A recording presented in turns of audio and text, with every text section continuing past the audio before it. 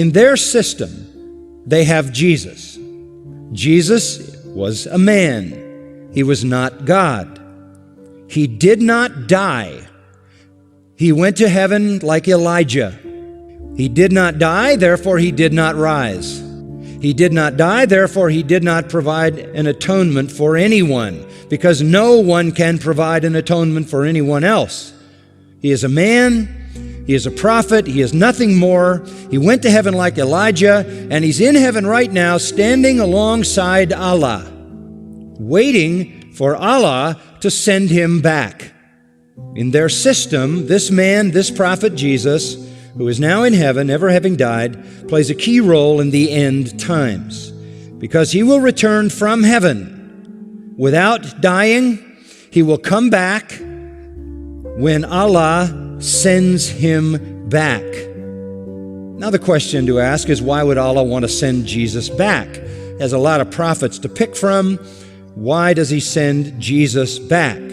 Answer, so that when he shows up, he can correct all the Christians who have misunderstood who he is. Sources for this again, the Quran and the Sunnah. The great event of the coming of Christ, of coming of Jesus, is so that this prophet, this man who comes back, can straighten out the misdirected, misguided, misconceiving Christians who think he was God, who died and rose again and provided atonement. He'll come back and straighten it out. And by the way, after he gets here, he'll get married, have children, and die and be buried next to Muhammad. That's the Muslim Jesus. In Islamic eschatology, there are three great signs of the end of history. Three great signs. There are some lesser signs, or some minor signs, and some major signs. In their eschatology, again quoting their sources exclusively, there are three great signs of the end of history. And each of them is a man. Let me tell you about those three men. First of all, the first man that will come in the end of history is the Mahdi. Sometimes he's called the 12th Imam. He's waiting for the coming of the Mahdi. What is he coming to do? He's coming, listen carefully, to slaughter all who will not worship Allah, convert to Islam. They are identified in their writings as pigs and dogs,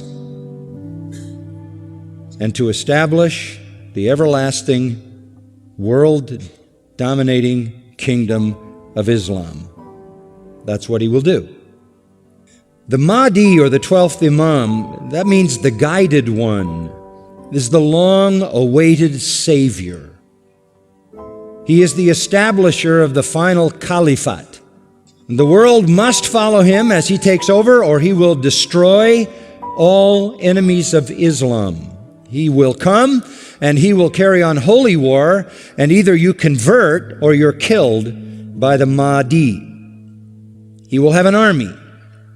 His army will be a massive army, and his army will go from nation to nation to punish the unbelievers.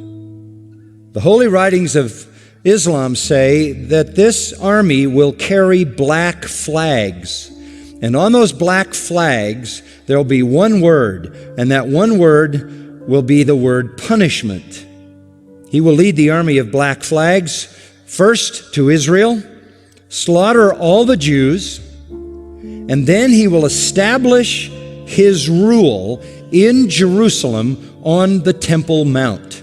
According to their holy writings, the Mahdi will bring rain and wind and crops and wealth and happiness so that all will love him and no one will speak of anyone but him. Their writings say the Mahdi will come and make at first a peace agreement with the Jews and the West for 7 years.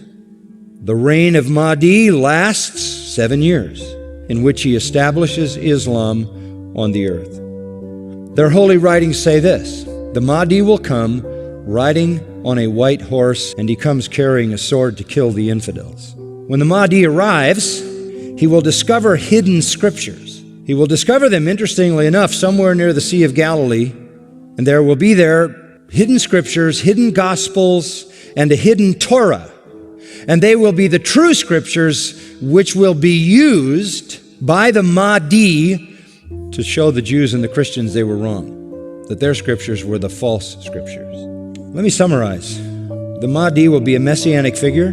He will be a descendant of Muhammad. He will be an unparalleled, unequaled leader. He will come out of a crisis of turmoil. He will take control of the world. He will establish a new world order. He will destroy all who resist him. He will invade many nations. He will make a 7-year peace treaty with the Jews. He will conquer Israel and massacre the Jews. He will establish Islamic world headquarters at Jerusalem. He will rule for 7 years, establish Islam as the only religion. He will come on a white horse with supernatural power. He will be loved by all people on earth. If that sounds familiar, the Jesus of Islam, and he comes back, and he has one purpose when he comes back, and that is to assist and aid the Mahdi. And he will come back holding the wings of 2 angels who flew him down to meet the gathering army of the Mahdi in the east, the army of the black flags. Jesus, when he comes back, will pray to the Mahdi, who is greater than he. He will acknowledge the Mahdi as his Lord. He will make a pilgrimage to Mecca. He will worship Allah, and thus he will lead all Christians who will follow him to reject their notion of Jesus and accept the real Jesus, who is nothing but a prophet and a man. He will establish worldwide Sharia law. He will become the greatest Muslim evangelist, and he will be the final witness on the day of judgment against non-Muslims. Christians everywhere will affirm that they were wrong, that the gospel is wrong, the New Testament is wrong. He didn't die, he didn't rise, he isn't God, he isn't the Son of God. He himself will come back and point out how wrong we've been. He will correct all misinterpretations and all misrepresentations. Let me quote what their literature says. He will shatter crosses. That's metaphoric for the destruction of the church, a symbol of Christianity. He will kill pigs. He will abolish the tax on non-Muslims because there won't be any living non-Muslims. Can't tax dead people. And then he will do one more thing. He will kill the Islamic Antichrist. Then he will die and be buried by Muhammad, but not until he has destroyed Christianity by revealing who he really is. And it is he who kills the Antichrist. The Antichrist will show up. The Muslims call him Dajjal. He is the great deceiver. He comes to earth on a mule, and he's blind in one eye. He is an infidel. He is a false miracle worker, this Antichrist, this Islamic Antichrist. But you know who he claims to be? He claims to be Jesus, the Son of God. He claims to be deity.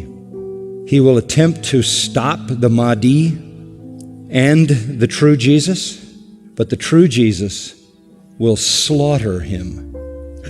This is their view of the true Christ. Our Jesus is their Antichrist. Our Antichrist is their Redeemer.